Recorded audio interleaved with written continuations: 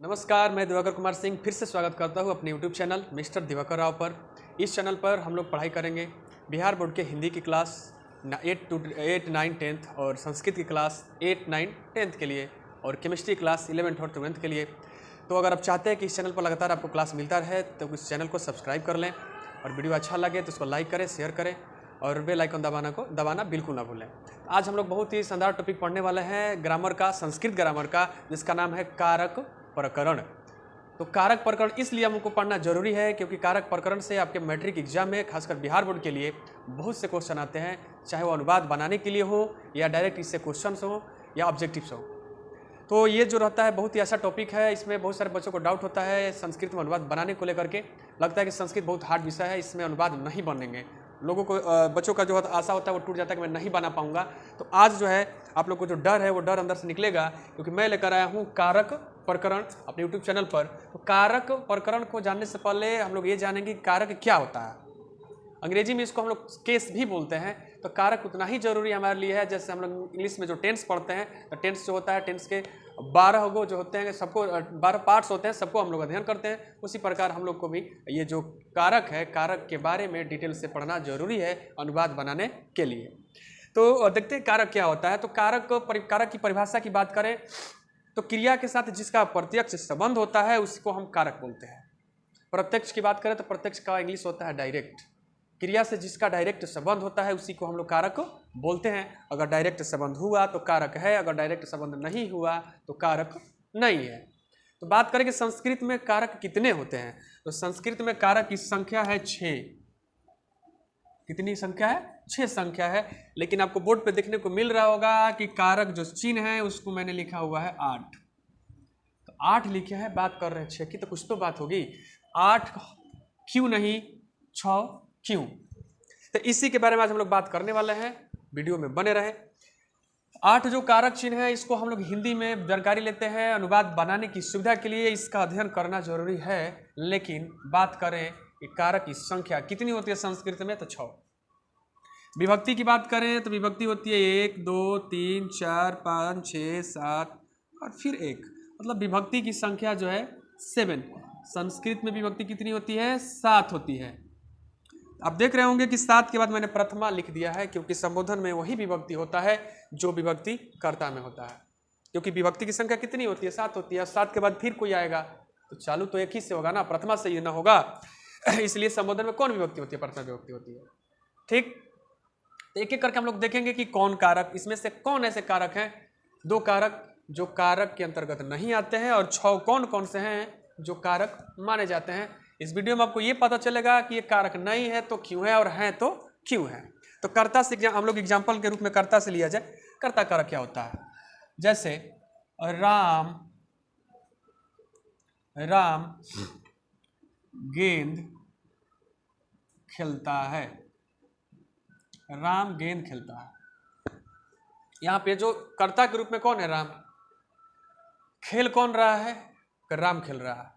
तो अगर यहाँ से ये राम को हटा दिया जाए, प्रश्न पूछा जाए कि कौन खेल रहा है, गेंद कौन खेलता है, तो आपका आंसर क्या होगा? राम होगा।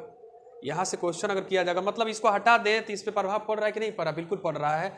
ये प्रथम पुरुष में है तो ये भी क्या होगा? प्रथम पुरुष में। अगर ये मध्यम पुरुष में होगा तो ये भी क्या होगा? मध्यम पुरुष में। अगर ये उत्तम पुरुष में होगा तो ये भी उत्तम पुरुष में ही होगा।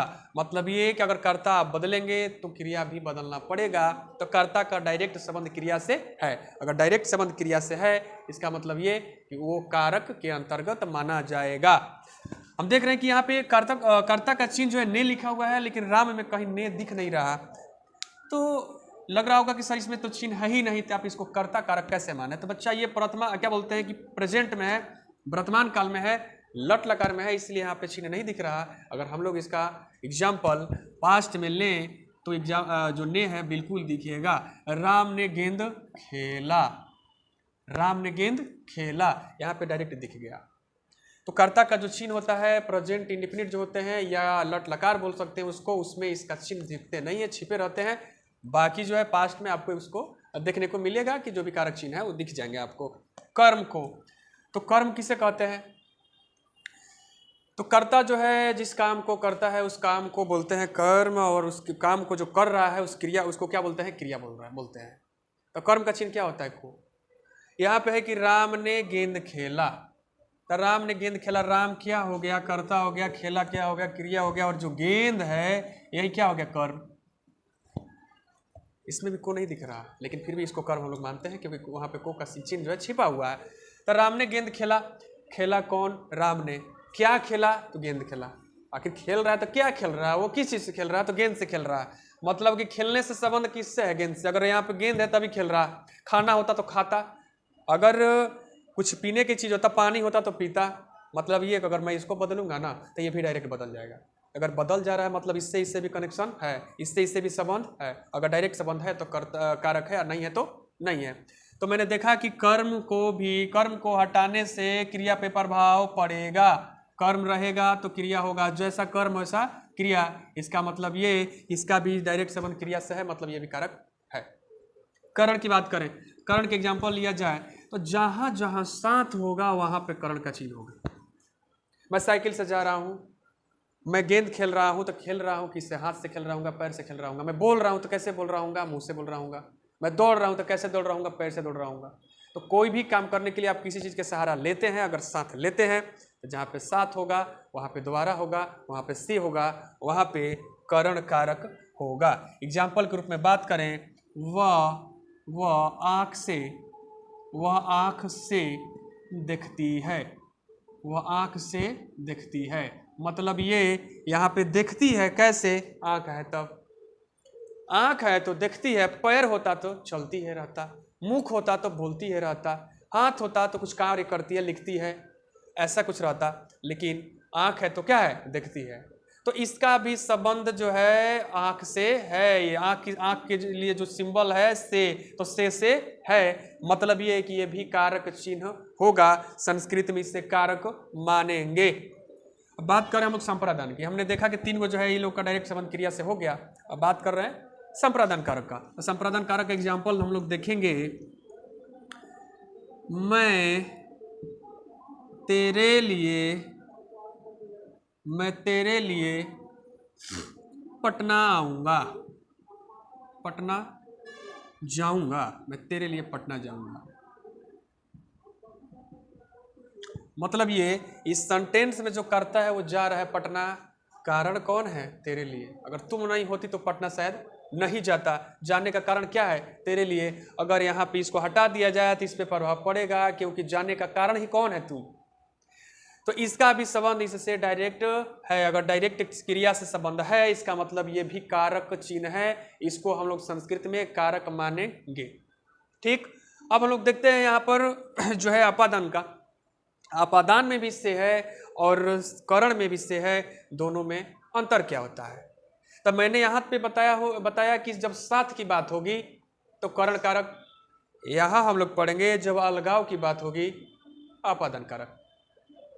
साथ, अलगाव, वाफा और बेवफा। अगर बेवफा हो गया अपादान कारक, और वाफा हो गया तो करण कारक। जैसे देखेंगे,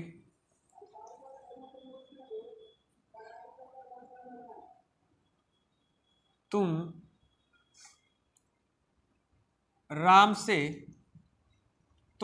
से दूर जाती हो, तुम राम से दूर जाती हो। इस सेंटेंस में तुम जो है, जो भी हो तुम, दूर जा रही है किससे, तो राम से। तो राम से दूर जा रही हो तो राम को छोड़ ही रही होगी, वहां से तो दूर ही जा रही होगी, राम को तो लेके जा नहीं रही है। अगर राम से दूर जा रही है इसका मतलब राम वहीं पे है, और दूर जा कौन रही है, तुम जा रही है। तो जो वस्तु स्थिर है उसी को अपादान बोलते हैं। अगर अपादान कारक होगा तो एक वस्तु स्थिर होगी और एक वस्तु चल रही होगी। तो जो स्थिर होगी वही क्या है, अपादान, और जो चल रही हो गया कर्ता। तो तुम राम से दूर जाती हो, तो दूर कौन जा रहा है, तुम। लेकिन दूर जाना इसका मतलब कहीं से तो जा रहे हो, कहां से, तो राम से। इसलिए ये इसका भी संबंध एक से डायरेक्ट है। अगर डायरेक्ट संबंध है तो इसको भी हम लोग कारक मानेंगे। पेड़ से पत्ते गिरते हैं, गंगा हिमालय से निकलती है। इस सारे सेंटेंस आप लोग कई सारे एग्जाम में सुने होंगे, या देखे होंगे, या कई सारे पेपर में भी पढ़े होंगे, बुक में पढ़े होंगे। तो पेड़ से पत्ते गिरते हैं, गंगा हिमालय से निकलती है, सारे के सारे सेंटेंस किसके अंतर्गत आते हैं, अपादान कारक अंतर्गत आते हैं। क्योंकि गंगा हिमालय से निकल रही है, हिमालय को छोड़ के ही निकल रही होगी। पेड़ से पत्ता गिर रहा है, पत्ता गिर रहा होगा, पेड़ स्थिर रहता है। तो अगर जहाँ पे भी जुदाई की बात होगी, अलगाव की बात होगी, वहीं पे आपादन कारक होगा। और आपादन कारक का जो चिन्ह होता है उसका संबंध क्रिया के साथ होता है, इसलिए कारक चिन्ह होगा। अब आते हैं हम लोग संबंध कारक के एग्जाम्पल पर, देखते हैं संबंध का डायरेक्ट संबंध जो है क्रिया से है कि नहीं। जैसे वह मेरा भाई है, वह मेरा भाई है। या दूसरा एग्जाम्पल, मेरा भाई चोर है, मेरा भाई चोर है। वह मेरा भाई है, इस सेंटेंस में भाई कौन है, वह कि मेरा? भाई तो दोनों है, एक दूसरे का भाई है, लेकिन इस सेंटेंस से पता क्या चल रहा है, वो मेरा भाई है, मतलब कि ये बोल रहा है कि वह जो है भाई है किसका? तो मेरा। इस सेंटेंस में मेरा भाई चोर है। चोर कौन है? तो चोर कौन है? तो भाई चोर है। सजा किसको मिलेगी? भाई को चोर मिलेगी, भाई को सजा मिलेगी, सॉरी। लेकिन इसको बताने के लिए कौन है? मैं। तो मेरा भाई, तो यहाँ पे जो रा है, ये रा किसका चिन्ह है? संबंध का चिन्ह है। तो रा जो है ये बताने के लिए आया है कि भाई जो है ना वो मेरा है, ना कि चोर मैं हूं। चोर शब्द जो है किसके लिए? भाई के लिए। अब मेरा किसके लिए? भाई के लिए। तो ये जो साहब है, मेरा का संबंध डायरेक्ट चोर से है? नहीं, मेरा का संबंध केवल भाई से है, डायरेक्ट चोर से नहीं है। तो अगर आपका संबंध अप्रत्यक्ष रूप से क्रिया से है, प्रत्यक्ष रूप से नहीं है, तो कारक नहीं है। मेरा भाई चोर है, ना कि मैं चोर हूं, तो यहाँ पर मेरा जो शब्द है ये कारक नहीं माना जाएगा, क्योंकि इसका संबंध क्रिया से नहीं है। तो इस स्थिति में हम संबंध को कारक नहीं मानते हैं, लेकिन अनुवाद बनाने की सुविधा के लिए इसका अध्ययन करते हैं। अब देखते हैं अधिकरण का। अधिकरण का जो है एग्जाम्पल कि अधिकरण कारक है या नहीं है। जैसे नदी में पानी है, नदी में पानी है, या तुम में भगवान दिखते हैं, तुम में भगवान दिखते हैं। तो नदी में पानी है, पानी कहाँ है? नदी में। तुम में भगवान दिख रहे हैं भगवान कहाँ? वहाँ तो तुम में। तो दिखते हैं, अगर यहाँ पे तुम में है, तुम है तभी तो दिख रहे हैं। यहाँ पे जो दूसरा होता तो यहाँ पे भी दूसरा हो जाता। मैं होता तो यहाँ मीनिंग बदलेगा, तुम है तो यहाँ मीनिंग बदलेगा। नदी में पानी है, पानी कहाँ है? तो नदी में। मतलब ये कि यहाँ भी जो कारक चिन्ह लगा हुआ है उसका संबंध डायरेक्ट क्रिया से है। तुम में यहाँ भी इसका संबंध डायरेक्ट इस क्रिया से है। अगर डायरेक्ट क्रिया से है इसका मतलब ये भी कारक होगा। डायरेक्ट क्रिया से नहीं होता तो ये कारक नहीं होता। तो हमने देखा कि अधिकरण का, आपादान का, संप्रदान का, करण का, कर्म का, कर्ता का डायरेक्ट संबंध क्रिया से है, इसीलिए इस 6 को ही कारक मानते हैं, संबंध को कारक नहीं मानते हैं, क्योंकि इनका डायरेक्ट क्रिया से संबंध नहीं है। उसी प्रकार अब बचा हुआ केवल संबोधन। और संबोधन के एग्जाम्पल देखते हैं कि क्या इसका जो संबंध है डायरेक्ट क्रिया से है कि नहीं है। तो देखा जाए, जैसे रहता हे कृष्ण, हे कृष्ण, हे कृष्ण तुम सुंदर हो, हे कृष्ण तुम सुंदर हो।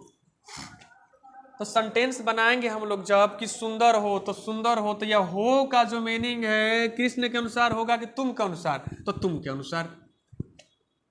तुम कौन पुरुष है? मध्यम पुरुष है। कृष्ण कौन पुरुष है? प्रथम पुरुष। तो होना का मीनिंग किसके अनुसार होगा? मध्यम पुरुष के अनुसार, ना कि प्रथम पुरुष के अनुसार। तो हे कृष्ण तुम सुंदर हो, मतलब ये कि ये जो है ना ये तुम के अनुसार बदल रहा है, ना कि कृष्ण के अनुसार। तो संबोधन का जो चिन्ह है कहाँ लगा है? कृष्ण में लगा है। इसका संबंध यहाँ से है? नहीं है। सुंदर कौन? तुम सुंदर हो, हे कृष्ण। जैसे बोला जाता है हे राम कितना गंदा लड़का है। गंदा कौन है? लड़का कि राम? राम नहीं, कौन गंदा है? लड़का गंदा है, ना कि राम गंदा है। तो आप संबोधित किए कि हे राम बताए, हो सकता है डायरेक्टली तुम गॉड से बोले कि कितना गंदा लड़का। तो वहां पे डायरेक्ट जो संबंध है क्रिया से नहीं है, और क्रिया से जब डायरेक्ट संबंध नहीं है तो कारक चिन्ह नहीं है, और कारक चिन्ह नहीं तो कारक नहीं है। तो इसमें देख रहे हैं कि डायरेक्ट संबंध क्रिया से नहीं हो रहा है, इसलिए इसको कारक नहीं मानेंगे, इसको हम लोग कारक मानेंगे। तो इस प्रकार जो है ना संबोधन में भी कारक चिन्ह नहीं होगा और इसको हम लोग कारक नहीं मानते हैं। तो यहाँ हम लोग संबंध को नहीं मानते हैं, यहाँ संबोधन को नहीं मानते हैं। तो बचे कितने 6। तो यही मात्र 6 ऐसे कारक हैं जिसको हम लोग संस्कृत में कारक मानते हैं, 2 लोगों को नहीं मानते हैं। तो आज हमने देखा कि कौन कारक चिन्ह है, क्यों है, अगर 2 कारक चिन्ह नहीं है तो क्यों नहीं है। इस प्रकार हम लोग नेक्स्ट वीडियो में पढ़ेंगे कर्ता कारक, कर्म कारक, सब पे अनुवाद बनेगा। सबको एग्जाम्पल के साथ साथ एक एक उसमें कई सारे नियम हैं, सारे नियमों पर एग्जाम्पल्स दिए जाएंगे, बनेंगे। अगर आप चाहते हैं कि आप भी जिस प्रकार इंग्लिश में फटाफट आप अनुवाद बना लेते हैं, ट्रांसलेशन बना लेते हैं, उस प्रकार संस्कृत में भी बना पाएँ, तो उसके लिए हमारे वीडियो से जुड़े रहें। और आप चाहते हैं कि डेली आप वीडियो देखें तो उसके लिए मेरे चैनल को सब्सक्राइब कर लें।